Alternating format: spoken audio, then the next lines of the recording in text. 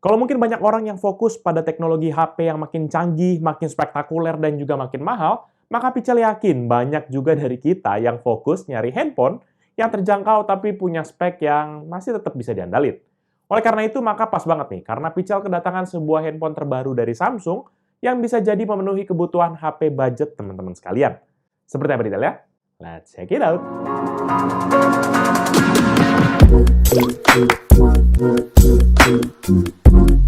Halo guys, balik lagi bersama Pichel dan kali ini kita akan bahas lagi nih sebuah handphone dari Samsung yang masih gres, yaitu Samsung Galaxy A04s dan ini dirilis pada bulan September kemarin. Secara spesifikasi pun HP ini memiliki spek sebagai berikut. Prosesor octa-core Samsung Exynos 850, layar PLS LCD panel 6,5 inch dengan resolusi 720x1600 atau HD+, dengan refresh rate hingga 90 Hz, internal storage 64GB dengan support untuk external storage, RAM 4GB, kamera depan dengan resolusi 5MP, kamera belakang sebanyak 3 buah dengan resolusi 50MP dan sisanya 2MP, dual SIM card yang sudah support hingga 4G, baterai 5000 mAh, dan operating system Android 12 dengan launcher One UI Core 4.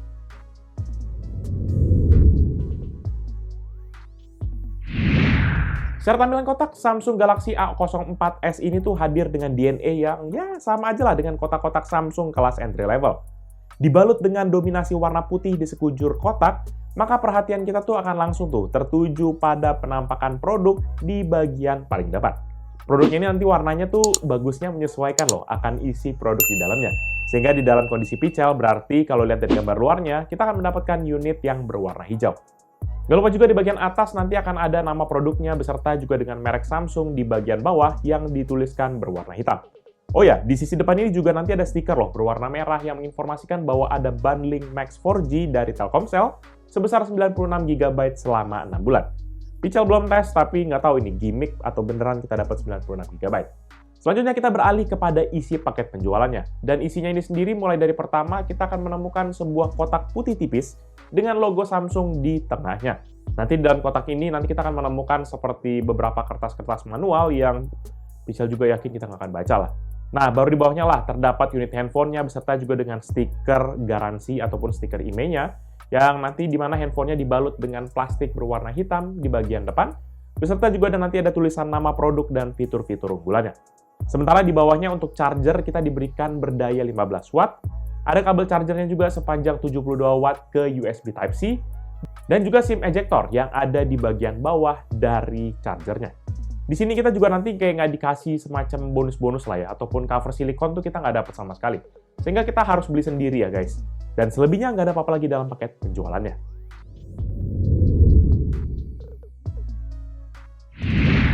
Pertama kali untuk desain handphone ini sendiri tuh hadir tanpa ada ciri khas khusus. Benar-benar langsung blend in lah dengan jajaran aneka handphone budget yang ya dimana memiliki form factor yang serupa. Secara material pun HP ini nggak ada yang spesial, memiliki bahan dari plastik untuk sekujur bodinya. Dan tampilan ini sih yang memang kelihatan normal-normal aja, tapi feeling plastiknya benar-benar berasa pada waktu kita pegang unitnya. Dan juga untuk durabilitas layarnya pun ini nggak ada catatan apa-apa, sehingga agak perlu dipertanyakan di bagian kualitas layarnya. Secara dimensi, HP ini sendiri tergolong berada di ukuran yang menengah, yaitu 16,5 x 7,7 cm dengan ketebalan 0,9 cm dan berat 195 gram. Yang jadi catatan di sini tuh lebih ke arah gimana ketebalan HP ini, walaupun memang nggak kelihatan slim-slim amat, tapi surprisingly banyak bantu Pichel lah dalam menggenggam unit ini lebih baik. Nah, kalau kita bahas mulai dari satu-satu sisi handphonenya, maka dari sisi depan palingan nanti hanya ada dominasi layar beserta dengan kamera depan di bagian atasnya. Dan di sisi belakang baru terdapat dominasi warna hijau gelap yang ditemani dengan tekstur seperti ombak ataupun wave begitu. Nanti di sisi belakang inilah yang menjadi tempat untuk beragam kamera, LED light beserta dengan logo Samsung di bagian bawah. Dan untuk kita yang mungkin butuh warna lain, ada dua warna lainnya loh yang teman-teman bisa pilih, yaitu warna handphonenya yang hitam ataupun juga yang perunggu. Beralih ke sisi kiri handphone, nanti kita akan menemukan sebuah slot untuk dual micro SIM dan juga micro SD card reader. Sementara di sisi kanan terdapat dua tombol untuk volume up dan juga volume down, beserta dengan sebuah tombol power yang juga memiliki fingerprint sensor. Penempatan fingerprint sensornya ini sendiri tergolong oke. Untuk tangan kiri bisa kita letakkan dengan mudah ya kayak telunjuk kiri ataupun jari tengah yang sebelah kiri. Sementara untuk tangan kanan, kita bisa pakai jempol kita lah ke bagian fingerprint sensornya. Sementara nanti di sisi bawah baru terdapat satu port audio 3,5 mm, lubang mikrofon, satu port USB Type-C, dan juga satu lubang speaker di paling kanan. Lagi-lagi Pichel harus appreciate kehadiran port 3,5 mm di sini, karena akan sangat memudahkan hidup lah ya, apalagi buat kita yang mungkin masih punya headset kabel.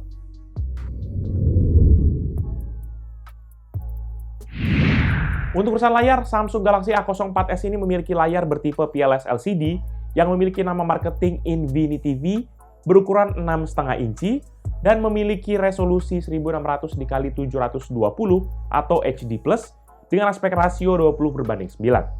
Sehingga tingkat kerapatan layarnya adalah 270 dpi. Nah, yang menarik dari layarnya ini sendiri adalah kemampuan refresh rate-nya tuh yang bisa lebih tinggi hingga 90 Hz. Nanti untuk pengaturan refresh rate-nya, teman-teman bisa main ke setting, terus di submenu display, nanti tinggal pilih aja motion smoothness. Di situ ada pilihan kayak adaptif yang bisa menyesuaikan refresh rate hingga 90 Hz, atau buat kita yang mungkin mau standar-standar aja, pilih yang standar, di mana ini dikunci ke 60 Hz untuk menghemat baterai. Sementara untuk memilih layarnya, terdapat bezel berukuran 0,2 cm di sisi kiri dan kanan, 0,3 cm di sisi atas yang ditemani dengan water drop di area kamera depannya, dan 0,6 cm di sisi bagian bawah. Di sisi water drop ini tuh lagi-lagi layaknya handphone budget, maka akan ada bayangan tipis di sekitarnya. Terlepas dari kelebihan refresh rate-nya yang bisa sampai 90 Hz, maka sampai di situ juga lah berakhir kelebihan dari layarnya. Karena selebihnya untuk layarnya seperti kontras rasio, brightness, ini tuh nggak ada yang terlalu stand out ataupun menarik perhatian Pichel.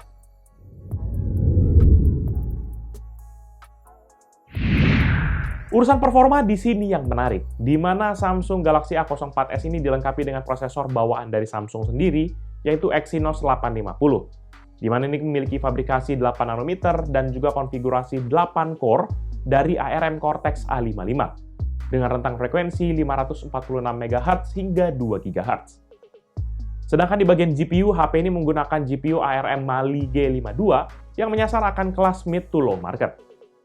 Beberapa lini Samsung yang mempergunakan GPU ini tuh antara lain kayak Samsung Galaxy Tab A8 2022, Samsung M22, dan juga Samsung M32, yang dimana secara notabene ini berada di price range yang jauh lebih tinggi. Dan kemudian di bagian RAM, HP ini sendiri juga sudah dilengkapi dengan RAM sebesar 4 GB, dan nanti dalam keadaan normal, maka HP ini tuh memiliki available RAM sebesar 1,6 hingga 1,9 GB.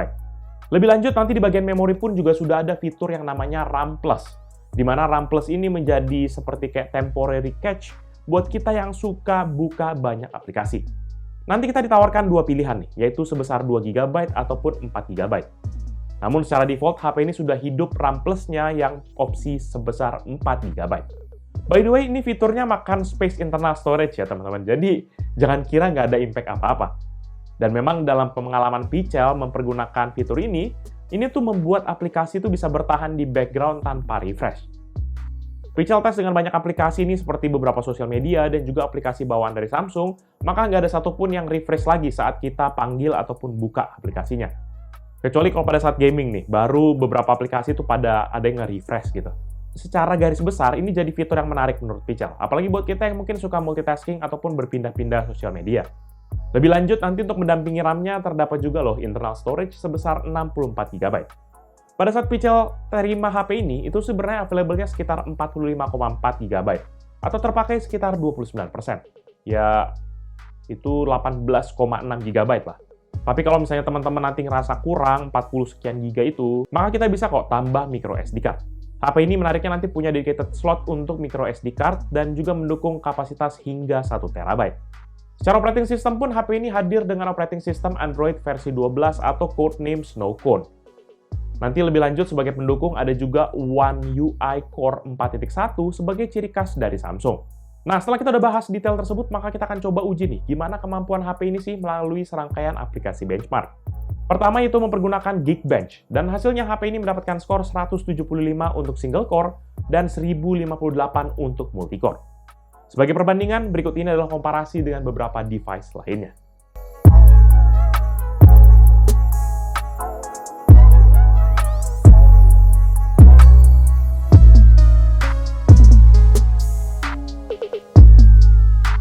Kedua, kita mempergunakan Antutu Benchmark versi 9.4.4 Dan hasilnya, HP ini mendapatkan skor sebesar 137.055 poin dengan komposisi CPU 41.846, GPU 20.163, memori 33.120, dan UX 41.926.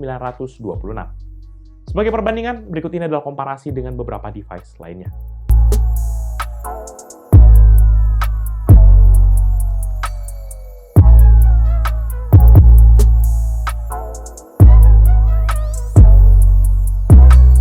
Ketiga, mempergunakan aplikasi PCMark dengan pengetesan Work 3.0 Performance.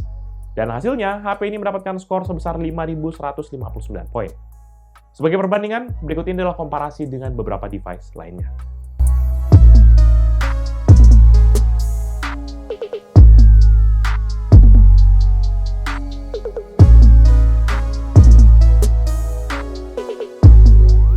Dan kemudian setelah kita udah tes benchmark, kita lanjut lagi main game di handphone ini. Pertama, waktu mainin Genshin Impact, di mana game ini sebenarnya berhasil dijalankan dengan setting grafik yang lowest. Dalam setting yang paling rendah sekalipun, ini masih terdapat lag loh teman-teman dalam permainan. Sehingga seringkali tuh nggak nyaman saat dimainin. Bahkan banyak beberapa sesi fight itu nge-lag parah, sampai Picha nggak dapet lagi tuh, nggak responsif lah gitu. Sementara di game kedua yaitu PUBG, di mana HP ini berhasil menjalankan dengan setting grafik HD dan juga frame rate high. Dan hasilnya game ini memang berhasil dengan lancar gitu ya, menjalankan gamenya tanpa ada masalah. Awal-awal sih memang agak kayak nge-lag gitu, tapi setelah mulai beberapa detik baru mulai lancar dan akhirnya nggak akan pernah nge-lag lagi. Terakhir di game Mobile Legends, Picha langsung dapat setting tuh secara default tuh di grafik medium dan juga refresh rate high. Dengan setting tersebut maka game sebenarnya bisa dijalanin. Walaupun nanti dengan lag yang cukup parah dan bahkan mengganggu sesi permainan. Picha sih dikasih notif untuk turunin akan settingnya dalam sesi permainan. Sehingga pada waktu Picha cek gitu ya, dan Picha yesin, maka untuk setting game yang lebih nyaman, maka mau nggak mau kita harus turun kepada grafik yang smooth atau yang paling rendah, dan juga refresh rate-nya yang low.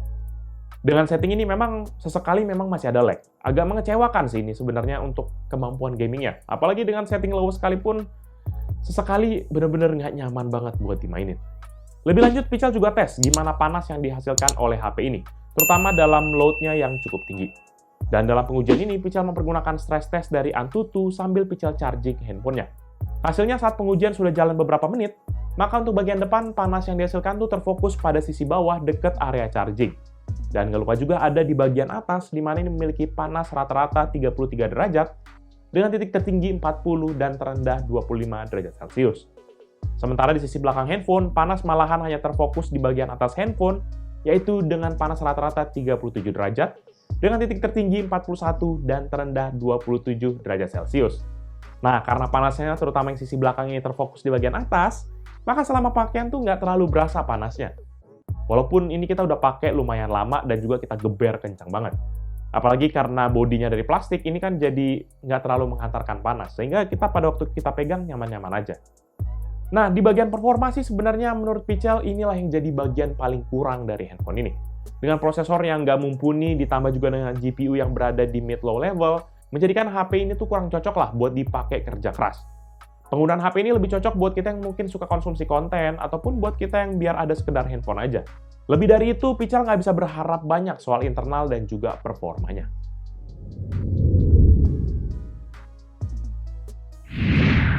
Di sektor multimedia, Picha akan bahas di sektor audio dan juga di bagian kamera.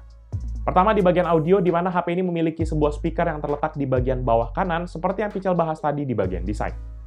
Sumber suaranya pun juga hanya keluar dari bagian bawah ini. Dan secara karakteristik, kualitas dari speakernya nggak ada yang terlalu menonjol. Profil suaranya flat, dan karena hanya datang dari satu arah aja, jadi berasa kurang imersif. Lebih lanjut, waktu kita tes audionya mempergunakan lagu seperti biasa, maka dalam volume maksimum, HP ini bisa menghasilkan suara rata-rata 79,5 desibel, dan maksimum hingga 90,4 desibel. Buat teman-teman penasaran, berikut ini adalah contoh suara dari HP Samsung Galaxy A04s saat dengerin lagu dan juga waktu main game. Check this out.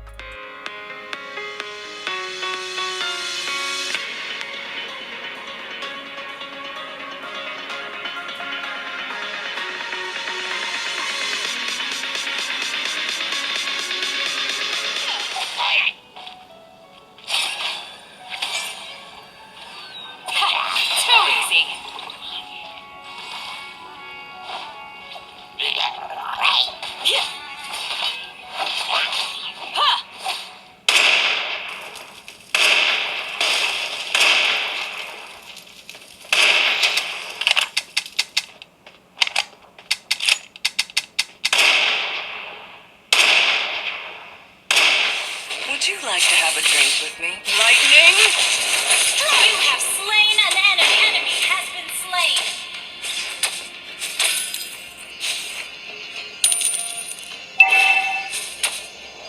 Let's see who has... Gak lupa juga di HP ini masih dilengkapi loh nanti teman-teman dengan fitur multimedia yang paling hits, yaitu FM radio sebagai pendukung multimedianya.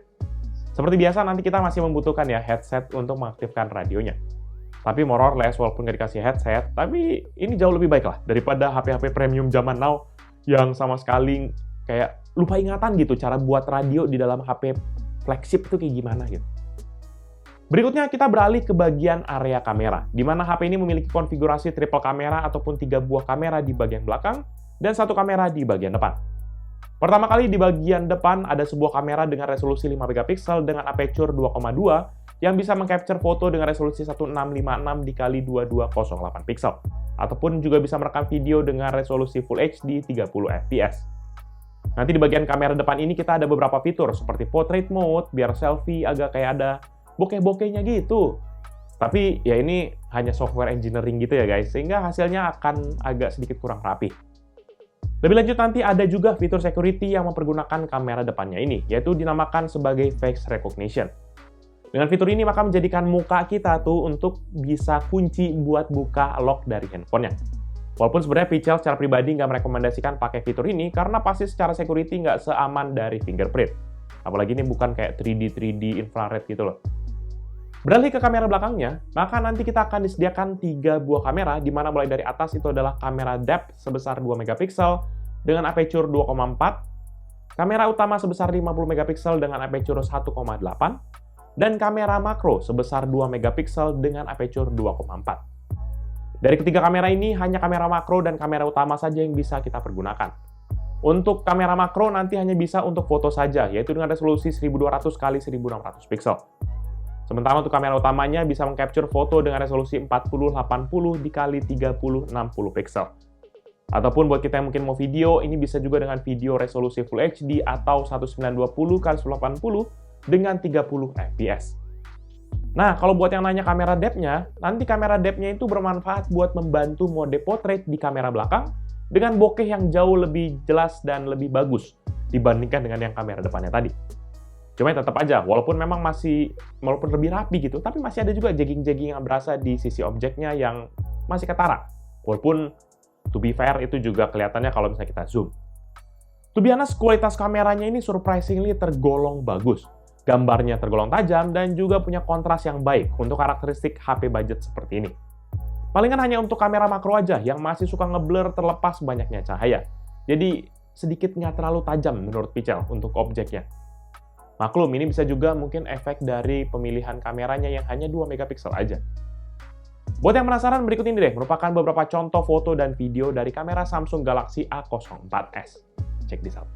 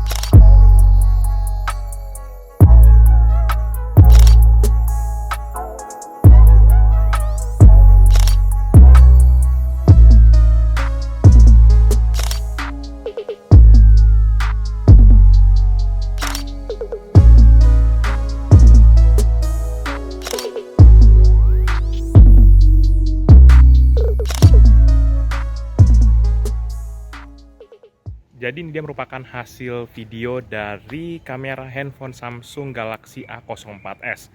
Ini dalam resolusi tertingginya yaitu Full HD 30 fps.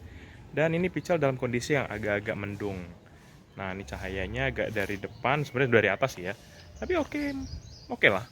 Harusnya nih walaupun di belakang jadi tetap over kontras, tapi mostly masih oke aja. Oke, kita akan coba kamera belakangnya ya. Nah, sedangkan ini kamera belakangnya nih, Pical sambil jalan ya. Jadi guncangan tetap berasa, dan kalau di kamera belakang nih bisa di zoom juga nih. Tuh, jadi 2, jadi 1. Ya, guncangannya sih berasa sih. Tuh. Secara kualitas tetap bagus, tetap mantap. Dan yang serunya karena bisa di zoom-zoomnya gini ya. Walaupun detailnya jadi agak hilang nih. Tuh. Tuh. Nih, Pical coba panning-panningin ke kiri ke kanan. Overall oke sih, sharpness-nya juga cukup lumayan walaupun secara kontras agak kurang ya kayaknya ya. Gitu. Oke, itu aja dari Pical. Thank you guys.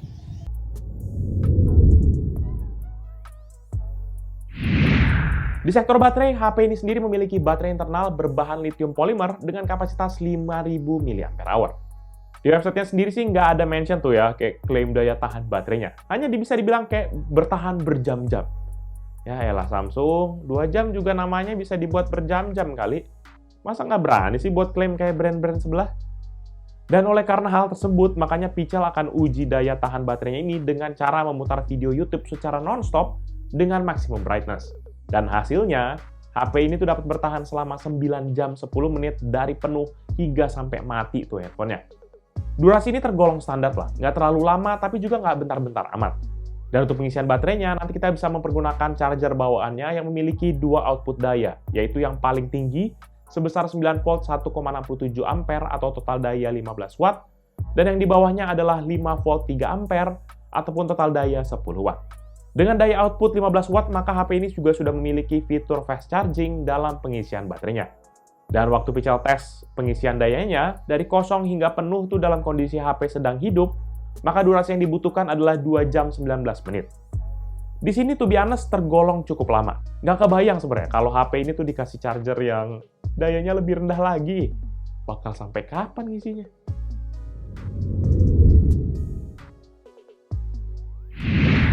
Di sektor jaringan, HP ini sendiri datang dengan set standar layaknya HP zaman sekarang, yaitu pertama konfigurasi dual micro SIM card yang sudah support hingga 4G untuk kedua SIM cardnya. Sementara untuk bagian Wi-Fi ini juga sudah support akan frekuensi dual channel yaitu 2,4 dan juga 5 GHz. Nggak ada indikator apa-apa nanti untuk menandakan frekuensi yang mana gitu ya. Layaknya, kayaknya beberapa HP zaman sekarang kan udah ada gitu tandanya 2,4, 5 GHz gitu. Dan untuk di bagian Bluetooth, HP ini juga sudah dilengkapi dengan Bluetooth versi 5.0. Selebihnya nanti HP ini nggak support akan mirroring via port USB Type-C ataupun fitur pendukung seperti NFC, yang dimana ini sayangnya juga absen dari HP ini. Nggak tahu deh kenapa, ini NFC kok selalu hilang ya dari entry level phone begini. Apa emang teknologinya mahal? Sekedar gimmick marketing buat diferensiasi dengan produk yang di atas? Atau gimana sih? Overall, menurut pendapat pribadi Pical, Samsung Galaxy A04s merupakan sebuah handphone buat kita yang sedang cari HP multimedia lah, dengan beberapa kemampuan unggulan dibandingkan dengan level HP harga sejenis. Dibanderol dengan harga 1,9 juta untuk model 4 GB RAM dan juga 64 GB storage saat Pical buat video ini, menjadikan perang harga di harga nyerempet-nyerempet 2 juta tuh semakin panas. Jujur aja, HP ini tuh punya urusan luar yang menarik lah buat banyak orang, seperti layar 90Hz, triple kamera setup, itu bener-bener menjual banget. Tapi semuanya itu tuh nanti jelas ada yang harus dikorbankan. Dan di mana yang dikorbankan ini adalah pemilihan internal spek yang jauh dari kata memuaskan. Prosesor dan juga GPU-nya benar-benar jadi bottleneck banget buat HP ini. Dan Pical juga memang nggak berharap banyak soal hal ini. Maklum aja, karena mereka sepertinya jor-joran di fitur yang tadi, sampai mepet-mepet budgetnya buat mungkin masukin internal spek yang ala kadarnya lah gitu. Jadi saran Pical kalau buat teman-teman yang nyari handphone ini, matang-matang pertimbangkan akan kebutuhan yang tadi. Apalagi yang memang beneran budget yang terbatas banget gitu. Nanti teman-teman yang mungkin berminat dengan produk ini atau mau cek produknya bisa cek di description yang Pical cantumkan di bawah ini ya. Dan kalau kalian suka mungkin dengan video ini ataupun video-video sejenis ataupun HP apa yang Pical mau bahas, bisa like dan share plus komen juga di bawah HP apa yang mau Pical bahas berikutnya. Ataupun teman-teman bisa juga kunjungi sosial media kita seperti Facebook, Twitter, Instagram, TikTok, Hello, dan website kita yaitu picalmediagroup.com. Dan jangan lupa juga kunjungi YouTube channel kita yang bahas soal game yaitu Pical Main Game, ataupun channel satu lagi yang meliput cerita di belakang dari Pical yaitu PMG Pens. Jadi itu dia video dari Picel kali ini. Thank you guys for watching. Until the next video.